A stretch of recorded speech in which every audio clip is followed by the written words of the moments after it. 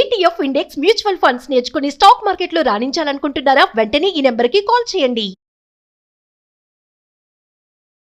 నమస్తే, welcome to Vishnu talks. నేను విష్ణు. ప్రస్తుతంతో పాటు సీనియర్ ఫినాన్స్ ప్రొఫెషనల్ గిరిబాబు గారు ఉన్నారు. గిరిబాబు గారితో మాట్లాడదాం. సార్ నమస్తే. సార్ నమస్తే అండి. Welcome to Suman TV. Thank you. And welcome to Vishnu talks. Thank you అండి. సో గిరిబాబు గారు, last 2 days back Donald Trump H1B వీసాలకు సంబంధించి తీసుకున్న నిర్ణయం నిజంగా భారతీయులకి పెద్ద షాక్ అని చెప్పుకోవచ్చు. అండ్ అదేవిధంగా అక్కడ ఉన్నటువంటి ఐటీ కంపెనీలు కూడా ఈ నిర్ణయాన్ని ఇంకా డైజెస్ట్ చేసుకోలేకపోతున్నాయి. ఎందుకంటే అక్కడ ఉన్న కంపెనీల్లో ఎంప్లాయీ పనిచేయాలి అంటే ఒక్కొక్క ఎంప్లాయీకి ప్రతి కంపెనీ సంవత్సరానికి దగ్గర 80 నుంచి 90 లక్షల రూపాయలు పే చేస్తేనే ఆ H1B వీసా హోల్డర్ని ఆ కంపెనీ అంటే ఆ ఎంప్లాయీని అక్కడ పెట్టి పని చేయించుకోగలదు, హైర్ చేసుకోగలుగుతారు. సో లాస్ట్ 2 days బ్యాక్ వచ్చిన ఈ డెసిషన్ నిజంగా అంటే ఎస్పెషల్లీ ఇండియన్స్కి అయితే చాలా పెద్ద దెబ్బే అని చెప్పుకోవచ్చు. సో ఎందుకంటారు అసలు ఈ నిర్ణయం వెనుకున్న నేపథ్యం ఏంటి? ఎందుకు డొనాల్డ్ ట్రంప్ ఇంత పెద్ద కఠినమైన నిర్ణయం తీసుకున్నారు? దీన్ని మనము 2 angles చూడొచ్చు అండి. ఒకటి వచ్చేసి ఫస్ట్ డొనాల్డ్ ట్రంప్ అక్కడ రెండోసారి ప్రెసిడెంట్ గా గెలవడం వెనుక major concept MAGA, make America great again. ఈ మాగా అనేది ఒక కాన్సెప్ట్ లాగా తీసుకొచ్చేసి దాన్ని ఒక టీం తయారు చేసేసి దానికి ఒక కాల్ సెంటర్ కూడా ఏర్పాటు చేశారు, మాగా కాల్ సెంటర్. అంటే వాళ్ళ ఉద్దేశం ఏంటి, వాళ్ళ యొక్క పని ఏంటి అంటే అమెరికాని మళ్ళీ గ్రేట్గా ఎలా చేయాలి. అందులో భాగంగా వాళ్ళు తీసుకొచ్చిన కొన్ని స్టెప్స్ ఏది, పౌరసత్వం ఇక్కడ స్వతహాగా పుట్టిన వాళ్ళకి పుడితేనే వస్తుంది, కానీ ఇక్కడ నుంచి వచ్చి ఈ H1B వీసా లేకపోతే గ్రీన్ కార్డ్ తీసుకొని పుట్టిన వాళ్ళకు రాదు అని కొన్ని రకాల నిర్ణయాలు తీసుకోవడము. రాజ్యాంగంలో అది లేదు యాక్చువల్గా, అలాంటి వాటిని కూడా తీసుకురావడము. దాంట్లో భాగంగా మనం లాస్ట్ నవంబర్లో గెలిచినప్పటి నుంచి ప్రతి నెల ఏదో ఒక కొత్త రూల్స్ పెడుతున్నాడు. అందులో టారిఫ్స్ ఒకటి చాలా ఇబ్బంది పెట్టేలాగా, ప్రపంచంలో ఉన్న అన్ని దేశాలని వదిలిపెట్టకుండా ఇంక్లూడింగ్ ఇండియా, మాకు చాలా క్లోజ్ ఫ్రెండ్ ఇండియా అని అంటూనే మన మీద 25% వేసి మళ్ళీ ఇమీడియట్లీ మీరు క్రూడ్ ఆయిల్ రష్యా దగ్గర కొనబట్టి వాళ్ళకి డబ్బులు రాబట్టి ఉక్రెయిన్ మీద మీరు మన వార్ జరుగుతోంది. సో ఇండైరెక్ట్ గా ఉక్రెయిన్ వారికి ఇండియానే కారణం అని చెప్పి మన మీద ఇంకొక 25% అదనంగా వేశాడు. ఇవన్నీ ఏంటంటే ఒక సాధింపు చర్యలు లాంటివే సాకులు ఇవన్నీ కూడా. ఇవన్నీ ఒక ఎత్తు అయితే ఇప్పుడు డైరెక్ట్ ఇంపాక్ట్, ఇప్పుడు ఈ టారిఫ్స్ వేయడం అనేది దేశం మీద ఇంపాక్ట్ అవుతుంది. తర్వాత ఇంకా అంతకుముందు తీసుకున్న చర్యలు అన్నీ కూడా దేశం మీద మ్యాక్రో లెవెల్ ఇంపాక్ట్ అవుతాయి. కానీ ఇప్పుడు తీసుకున్న చర్య డైరెక్ట్ మైక్రో లెవెల్లో ఇంపాక్ట్ అవుతుంది. ఎట్లా అంటే ఇప్పుడు వాళ్ళు ఎవ్రీ ఇయర్ లాటరీ పద్ధతి ద్వారా H1B వీసాస్ రిలీజ్ చేస్తుంది అమెరికన్ గవర్నమెంట్. ఇందులో మెజారిటీ ఆఫ్ H1B వీసాస్ పొందేది ఇండియానే. అంటే 71%. ఈ 71% ఆఫ్ వీసాస్ వాళ్ళు ఏవైతే రిలీజ్ చేస్తారో ఎవ్రీ ఇయర్ లాటరీ ద్వారా, అందులో 71% వీసాలు ఇండియా నుంచే వాళ్ళు తీసుకుంటారు. ఇందులో మేజర్ వచ్చేసి పెద్ద tech companies like Microsoft, Google, Amazon, తర్వాత మెటా, ఇవందరూ కూడా తీసుకునే ఆఫ్షోర్ ఎంప్లాయీస్ అంటే ఇతర దేశస్తుల ఎంప్లాయీస్. అందులో మేజర్ ఇండియా. ఇక్కడ నుంచి తీసుకెళ్ళేటప్పుడు వీళ్ళంతా స్కిల్ వర్కర్స్, స్కిల్ ఎంప్లాయీస్. వీళ్ళు మా కంపెనీకి కావాలి అని ప్రూఫ్ చూపించేసి వాళ్ళకి జస్టిఫై చేసి తీసుకుంటారు. అలా తీసుకున్నప్పుడు ఒక్కొక్క ఎంప్లాయీకి ఇదివరకు $1,000 ఉంటాయి. దాన్ని ఒకేసారి తీసుకెళ్లిపోయి 1 crore చేసేసాడు. అంటే మన కరెన్సీ చెప్పాలంటే ఒక 90 లక్షల నుంచి 1 crore రఫ్లీ రౌండ్ ఆఫ్. అతను 80 లక్షలు 90 లక్షలు అవుతుంది. అంటే $1 million అర్థం nothing but $10 lakh, nothing but or $1 million. $1 million కడితే ఒక H1B వీసా యాక్సెప్ట్ అవుతుంది. అంటే H1B వీసాకి అప్లై చేయాలి, తో పాటుగా ఒక ఫీజు కట్టాలన్నమాట. ఆ ఫీజు కడితే ఎన్నైతే లాటరీలో అలాట్ అవుతాయో అలాట్ అన్న పెద్దనే కట్టాలి. ఇది డైరెక్ట్గా కంపెనీ మీద మన ఫైనాన్షియల్ బర్డన్ పెరిగిపోతుంది. అది ఎంత బర్డన్ అవుతుందంటే ఒక ఎంప్లాయీకి శాలరీ ఇవ్వాలి, అమెరికాలో జాబ్ చేయాలంటే ప్యాకేజెస్ ఎక్కువ ఉంటాయి, ఇండియాలా కాదు. దాంతోపాటుగా ఒక $1 million ఎక్స్ట్రా పే చేసి ఆ ఎంప్లాయీని తెచ్చుకోవాలి. తెచ్చుకుంటే కంపెనీకి ఎంత ఫీజిబిలిటీ ఉంటుంది. అండ్ ఇంకొకటి, ఈ న్యూస్ రాగానే మొన్న ఫ్రైడే నైట్ వచ్చేసి implementation from the early hours Monday అని చెప్పగానే ఇమీడియట్లీ మైక్రోసాఫ్ట్ అయితే అందరికి మెయిల్స్ పెట్టేసి మీరు ఎక్కడ అందరూ కూడా పరిగెత్తుకుంటూ వచ్చేయండి, లేకపోతే మీరు రాకపోతే అక్కడే ఉండిపోతారు, మళ్ళీ మీకు మేము $1 million కట్టాల్సి వస్తుందని చెప్పారు. కానీ అవన్నీ క్లారిటీ ఇచ్చేసారు. అది కాదు, ఎగ్జిస్టింగ్ ఎవరికైతే H1B వీసా ఉందో వాళ్లకు కట్టక్కర్లేదు, ఎగ్జిస్టింగ్ ఉన్న వాళ్ళు రెన్యువల్స్కి వస్తే కట్టక్కర్లేదు. ఇప్పుడు ఎవరైతే కొత్తగా H1B వీసా కావాలని అప్లై చేసి అలాట్ అవుతారో వాళ్లకు మాత్రమే. ఇది కూడా 1 time మాత్రమే తప్ప ఇయర్లీ కాదు. ఇది ఎవ్రీ ఇయర్ రికరింగ్ కూడా కాదు. ఎగ్జిస్టింగ్ ఉన్న వాళ్ళకు రెన్యువల్స్ కూడా కాదు. వైట్ హౌస్ వర్గాలు కూడా దీనికి సంబంధించిన రెన్యువల్ కూడా కట్టేది కాదు. Only 1 time. అది కూడా ఫ్రమ్ దిస్ నవ్ ఆన్వర్డ్స్, ఇప్పటి నుంచి అప్లై చేసి H1B వీసాలు మాత్రం వర్తిస్తుందని కొంచెం ఊరట కలిగించారు. లేకపోతే మన వాళ్ళందరూ ఇక్కడ నుంచి వెళ్ళిపోవడానికి విమానాలు వెళ్ళిపోవాలని చెప్పేసి టికెట్ ఆగమే బుక్ చేయడము, టికెట్ రేట్స్ ఇమీడియట్లీ పెరిగిపోవడం, ఆ టికెట్ రేట్స్ మ్యానిపులేట్ చేయడము. వాళ్ళ మాగా టీం ఏం చేసిందంటే దాదాపుగా ఇండియన్స్ ఎవరైతే టికెట్స్ బుక్ చేయడానికి ట్రై చేస్తున్నారో ఆ టికెట్స్ బ్లాక్ చేసింది కూడా చాలా వరకు. విమానాల్లో బ్లాక్ చేసి రేట్ పెంచేశారు. ఆ బ్లాక్ ఎలా చేయాలో ఒక వీడియో కూడా రిలీజ్ చేశారు వాళ్ళు. ఒక టికెట్ ని మీరు బుక్ చేసేసి ఇంతసేపు హోల్డ్ లో పెడితే టికెట్ బ్లాక్ అయితే రేట్స్ షూటప్ అయిపోతూ ఉంటాయి. ఇలా చేసి న్యూస్ వచ్చింది, చూసుకోండి కావాలంటే మీరు. ఇలా చేసి దాన్ని ఆ టికెట్ ప్రైస్ పెంచేలా చేశారు. అంటే ఇండైరెక్ట్ గా మనల్ని చాలా ఇబ్బంది పెట్టేలాగా. అంటే ఎక్కడ అక్కడ బ్లాక్ చేసి అక్కడ ఉన్న వాళ్ళు తెరవేయాలి, ఇక్కడ ఉన్న అక్కడ రాకుండా చేయాలి. ఎందుకంటే దీని వెనక మొత్తం అంతా కూడా వాళ్ళు చెప్పేది ఏంటంటే మన తెలంగాణ ఉద్యమం వెనక ఊపిరి ఏంటి, నీళ్లు నిధులు నియామకాలు. ఎగ్జాక్ట్లీ వీళ్ళు కూడా అంతే. డొనాల్డ్ ట్రంప్ గెలవడానికి ముఖ్య కారణం ఇక్కడ మన ఉద్యోగాలు మనకే, మన స్థానిక ఉద్యోగాలు స్థానికులకే ఉండాలి, ఇక్కడ ఉత్పత్తి జరగాలి, ఈ ఉత్పత్తి ఇక్కడే సేల్ అవ్వాలి. సో అమెరికా అనేది పెత్తనం కాదు, మన ప్రపంచం మీద మన పెత్తనం కాదు. మనము ఫస్ట్ మనతో మమేకమయ్యి మన దేశం ముందుకెళ్ళాలి. మేక్ అమెరికా గ్రేట్ అగైన్ ఈ కాన్సెప్ట్కి అనుకూలంగా ఉండేలాగే స్టెప్స్ తీసుకుంటూ వస్తున్నాడు. అయితే ఇలా తీసుకొని మనకి ఇబ్బంది పెట్టే పరిస్థితి తీసుకొచ్చేసాడు. ఎందుకు అంటే ఇప్పుడు ఇండియాలో చూస్తే దాదాపుగా మీకు ఒక మంచి IITs చదువుకున్న వాళ్ళు కానీ, లేదా ఇది ఒక టెక్నాలజీ ఒకటే కాదు, ఈవెన్ ప్రొఫెషనల్ డిగ్రీ ఉన్న డాక్టర్స్ లాంటి వాళ్ళు, లేదంటే కొంచెం లీగల్ సర్వీసెస్ ఉన్న వాళ్ళు, any other segment, chartered accountants, పెద్ద పెద్ద చార్టర్డ్ అకౌంటెంట్స్, వీళ్ళందరూ కూడా ఇండియాలో నుంచి నాకు ఏమైనా గుడ్ ప్యాకేజ్ కావాలి, మంచి వేతనాలు కావాలి, మంచి వర్క్ కల్చర్ కావాలి అంటే వాళ్ళకి ఫస్ట్ అమెరికా కనపడుతుంది. ఇలాంటి అమెరికా నుంచి వెళ్ళిన వాళ్ళందరికీ అక్కడ మంచి వర్క్ కల్చర్ వచ్చి అక్కడ ఉన్న ఉద్యోగాన్ని దెబ్బ కొట్టేలాగా చేస్తున్నారు. అంటే ఇక్కడ బీటెక్ అయిపోగానే వెంటనే MS కి అమెరికాకి వెళ్ళిపోవాలి, అక్కడ జాబ్ చేయాలి. లేదంటే ఇక్కడ సాఫ్ట్వేర్ లో ఒక 2-3 ఏళ్ళు ఎక్స్పీరియన్స్ వచ్చిందంటే నెక్స్ట్ అమెరికాకి వెళ్ళిపోవాలి, అక్కడికి వెళ్ళి పెళ్లి చేసుకోవాలి, అక్కడ డబ్బు సంపాదించాలి. ఇదంతా మన వాళ్ళ ఉద్దేశం, తప్పేం లేదు ఇందులో. అది డబ్బు సంపాదించడానికి మార్గం ఉంది, వెళ్తున్నారు. కానీ ఇలా మనం వెళ్ళినప్పుడు అక్కడున్న లోకల్ ఆపర్చునిటీస్ ని వాళ్ళు కాంపిటేట్ అవుతున్నారు కాబట్టి అవి మన వాళ్ళు అన్ని విధాలుగా తీసుకుంటే ప్రైస్ పరంగా తక్కువనే ఉంటుంది, స్కిల్ పరంగా చాలా హైలీ స్కిల్డ్ ఉంటారు. సో కంపెనీస్ కి బెనిఫిట్ అది కనుక ఇక్కడ నుంచి వెళ్ళడానికి ఎంకరేజ్ చేసేవాళ్ళు ఆ కంపెనీస్.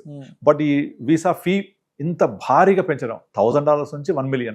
అంటే అంతకు ముందు ఒక 80-85 వేలు ఉండేది, ఇవాళ 85 నుంచి 90 లక్షలు. ఎక్కడ చూడండి 85 వేలు ఎక్కడ 85 లక్షలు, 100 రెట్లు పెంచేశాడు.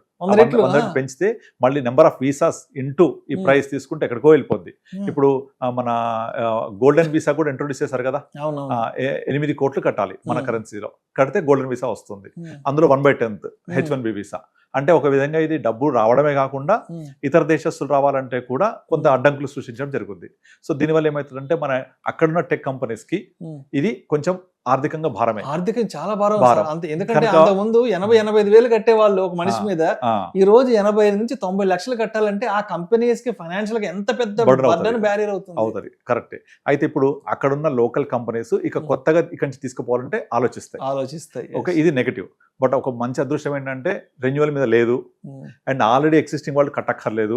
మీరు ఆల్రెడీ ఎగ్జిస్టింగ్ వాళ్ళు ఎన్నిసార్లు రావచ్చు పోవచ్చు, తర్వాత రెన్యువల్ చేసేప్పుడు మీకు ఈ ఫీజు వర్తించదు, పాతది వర్తిస్తవి. ఇలా చెప్పడం వల్ల కొంతవరకు ఊరట కలిగినట్టు. కానీ ఇది ఫ్యూచర్ ఆలోచిద్దాం మనం ఏం జరుగుద్ది అనేది. ఇప్పుడు నార్మల్ గా ఇలా వాళ్ళు ఇండియా నుంచి తీసుకెళ్లాలంటే చాలా భారం అవుతారు కదా మన ఎంప్లాయీస్ అందరూ కూడా. అప్పుడు ఏమవుతుంది, ఆ కంపెనీస్ ఇండియాకి వచ్చి ఇక్కడ ఒక ఆఫీస్ సెటప్ ఎస్టాబ్లిష్ చేస్తే అది మనకి ఎంతవరకు వర్కౌట్ అవుతుంది, ఏది ఫీజిబుల్ గా ఉంటుంది. ఆ కంపెనీ ఇండియా తీసుకొచ్చి ఇక్కడ మన స్టేట్ గవర్నమెంట్స్ కానీ సెంట్రల్ గవర్నమెంట్స్ కానీ వెల్కమ్ చెప్తే వాళ్ళు వస్తామంటే వాళ్ళకి కావాల్సిన ఇన్ఫ్రాస్ట్రక్చర్ ప్రొవైడ్ చేస్తాం మనం.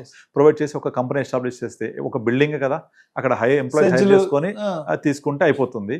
అది ఎంత తొందరగా చేయొచ్చు, ఎంత తక్కువ కాస్ట్ లో చేయొచ్చు అని చూసుకొని వాళ్ళు ఆలోచిస్తే కనుక ఇండియాకి వచ్చి చేయడమే చాలా లో కాస్ట్ లో పడుతుంది అని అర్థమవుతుంది. అదే ఆఫీస్ తీసుకెళ్లి మాదాపూర్లో గచ్చిబౌలిలో పెట్టుకుంటే వర్కౌట్ అయిపోతుంది కదా. ఇది పర్ హెడ్ $1 million కట్టక్కర్లేదు కదా.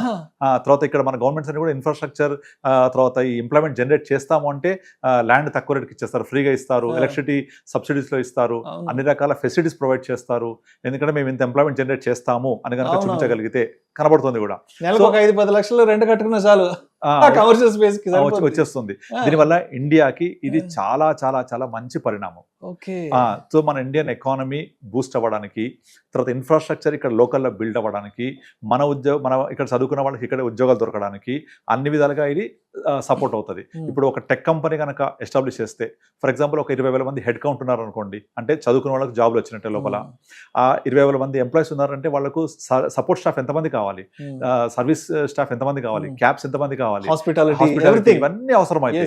అంటే చదువుకున్న వాళ్ళకి లోపల ఉద్యోగాలు దొరుకుతాయి, చదువు లేని వాళ్ళకు సర్వీస్ స్టాఫ్ గా, సపోర్ట్ స్టాఫ్ గా, సర్వెంట్ లాగా సపోర్ట్ అవుతుంది. వాళ్ళందరికీ మన ఉద్యోగాలు వస్తాయి, జీతాలు వస్తాయి, కాఫెటేరియా సర్వీస్ వస్తాయి, తర్వాత మన హోమ్ మేడ్ సర్వీస్ వస్తాయి. వీళ్ళందరూ ఉండడానికి కొంచెం ఇల్లు కొనుక్కుంటారు, అట్లా రియల్ ఎస్టేట్ డెవలప్ అవుతుంది, అండ్ వాళ్ళకు ఇన్ఫ్రాస్ట్రక్చర్ బిల్డ్ అవుతుంది, వాళ్ళకు మాల్స్ అవసరం అయితే, హాస్పిటల్స్, స్కూల్స్, ఇవన్నీ మనకు తెలియకుండా ఇన్ఫ్రాస్ట్రక్చర్ బిల్డ్ అవుతూనే ఉంటుంది. ఇప్పుడు ఒక హైటెక్ సిటీ దగ్గర ఐటీ హబ్ ఇలా డెవలప్ అవడం వల్ల ఇన్ని లక్షల మందికి ఉపాధి దొరకడం వల్ల ఇన్ని లక్షల మంది ఇండైరెక్ట్ గా డిపెండ్ అయ్యారు దాని మీద, వాళ్ళ మీద. అంతమందికి ఇండైరెక్ట్ గా హెల్ప్ అవుతుంది కదా. కుకట్పల్లి, మాదాపూర్, గచ్చిబౌలి, కొండాపూర్ ఇవన్నీ ఏరియాస్ అలా ప్రాస్పరస్ అయినాయి కదా. ఇవాళ మన లాంటి వాళ్ళందరం ఇవాళ పక్క డిస్ట్రిక్ట్స్ నుంచి ఇవాళ హైదరాబాద్ కు వచ్చి సెటిల్ అయ్యామంటే all because of one of the reason IT. So అలాంటి మళ్ళీ ఒక మంచి రెవల్యూషనరీ చేంజ్ రావడానికి ఒక పునాది అనుకోవచ్చు ఇది, ఇన్ పాజిటివ్ యాంగిల్. సో అసలు ఇంత పాజిటివ్ యాంగిల్ పెట్టుకొని దీన్ని మనం బాధపడాల్సిన అవసరమే లేదు. ఇండియన్ ఎకానమీ బూస్ట్ అవుతుంది, మార్కెట్స్ పెరుగుతాయి, టెక్నాలజీస్ లో కాస్ట్ అందించగలుగుతారు, అన్ని విధాలుగా బెనిఫిట్ యాక్చువల్లీ ఇండియాకి ఇన్ లాంగ్ రన్. అందుకనే డొనాల్డ్ ట్రంప్ ఆస్పెక్ట్, ఆయన పర్సెప్షన్ ప్రకారం అంటే ఆయన మనల్ని ఏదో చేద్దాము, మనల్ని ఏదో ఆపేద్దాం అనుకుంటున్నాడు కానీ, బట్ ఆయన తీసుకున్న ఈ నిర్ణయం వల్ల ఇది ఫర్దర్ గా నెక్స్ట్ ఒక 2-3 ఏళ్ళు, ఒక 4-5 ఏళ్ళ తర్వాత ఎగ్జాక్ట్లీ ఇండస్ట్రియల్ రెవల్యూషన్ ఇక్కడ మనకి బాగా వస్తుంది. ఎగ్జాక్ట్లీ ఇదే పాయింట్ నిన్న ప్రైమ్ మినిస్టర్ జాతిని ఉద్దేశించి ప్రసంగిస్తూ మనం ఏదైతే ఇప్పుడు వార్ కైండ్ ఆఫ్ సిచ్యువేషన్ చూస్తున్నామో దీనికి ఒకటే ఒక సొల్యూషన్, ఆత్మనిర్భర్ భారత్ అంటే సెల్ఫ్ సస్టైనబిలిటీ. ఇక్కడ నుంచి స్వయంగా మనం సమృద్ధి చేసుకోవాలి, ప్రతిదీ మనమే చేసుకోవాలి, ఆధారపడవద్దు, మనం ఎక్స్పోర్ట్ ఓరియంటెడ్ ఉండాలి, ఇంపోర్ట్ చేసుకోవద్దు. ఇలాంటి ఉద్దేశంలోనే తను నిన్న ప్రైమ్ మినిస్టర్ గారు మాట్లాడుతూ చెప్పారు. అదంతా కూడా క్లియర్ గా సాకారం అవ్వడానికి చాలా స్కోప్ ఉంటుంది ఇలాంటి పిచ్చి పిచ్చి నిర్ణయాలు తీసుకోవడం వల్ల. ఎందుకంటే కంపెనీస్ అన్ని డిఫరెంట్ ఆలోచిస్తాయి, ఆలోచించి వాళ్ళు మాకు ఎంతమంది ఎంప్లాయీస్ తీసుకురావాలి, ఇక్కడికి ఎంత ఎక్స్పెండిచర్ అవుతుంది, ఇదే మేము కనుక ఇండియాలో పెడితే ఎంత వర్కౌట్ అవుతుంది, అది ఆలోచిస్తే డెఫినెట్లీ ఇండియాలో ఎస్టాబ్లిష్ చేయడం చాలా తక్కువ రేట్ పడుతుంది, ఇండియాకి బెనిఫిట్ అవుతుంది లాంగ్ రన్ లో. సో మొత్తానికి మనల్ని దెబ్బ కొడదాం అనుకున్న నిర్ణయం ఇది భవిష్యత్తులో ఇది మనకే ఒక మంచి వరంగా పరిణమిస్తారు. అంటే ఇండస్ట్రియల్ గా మనం ఇంకా గ్రో అవ్వడానికి, ఇండియాలోనే ఇంకా ఉపాధి ఉద్యోగ అవకాశాలు దొరకడానికి ఇది ఇంకా అంటే ప్రత్యక్షంగా పరోక్షంగా ఏ విధంగా చూసినా ఇది మనకే బెనిఫిట్ అవుతుంది. ఎగ్జాక్ట్లీ. అయితే ఇక్కడ ఇంకొక పాయింట్, అసలు వాళ్ళు ఇలాంటి ఒక డెసిషన్ తీసుకోవడానికి ఉన్న నేపథ్యం ఏంటి, కారణం ఏంటి అని చూస్తే ఒక్కసారి చూద్దాం. ఏంటి యాక్చువల్ గా ఒక ఇండియా నుంచి యుఎస్కే వెళ్ళిన మన ఉద్యోగులు అయితే వలస వెళ్దామని చెప్పొచ్చు. వీళ్ళందరినీ 2 phases గా డివైడ్ చేయొచ్చు. ఒకళ్ళు బిఫోర్ 2000 ఒక వర్గం, ఆఫ్టర్ 2000 ఒక వర్గం. అయితే బిఫోర్ 2000 ఇయర్ కి ముందు వెళ్ళిన వాళ్ళు యుఎస్లో వాళ్ళు సెటిల్ అయ్యి అక్కడ కల్చర్తో మమేకమై హ్యాపీగా లైఫ్ లీడ్ చేస్తున్నారు.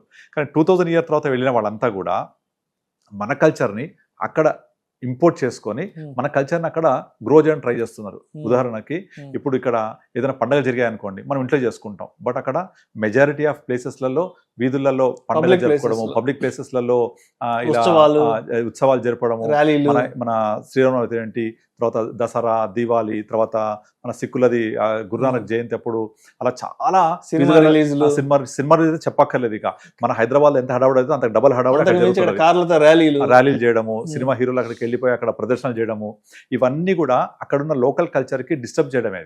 ఆ లోకల్ కల్చర్ కి ఎప్పుడైతే డిస్టర్బ్ అయ్యి, ఆ లోకల్ కల్చర్ ఎప్పుడైతే వాళ్ళ లోకల్ పీపుల్ అయితే వీళ్ళు ఏదో వచ్చి ఇక్కడ మనతో ఉండకుండా వాళ్ళ కల్చర్ని మనకి ఇంపోర్ట్ చేస్తున్న ఒక చిన్న అభద్రతా భావం కనపడుతుంది వాళ్ళకు. లోతుగా ఆలోచిస్తే ఇది చాలా అండర్లైన్ కరెంట్ నడుస్తుంది ఇది.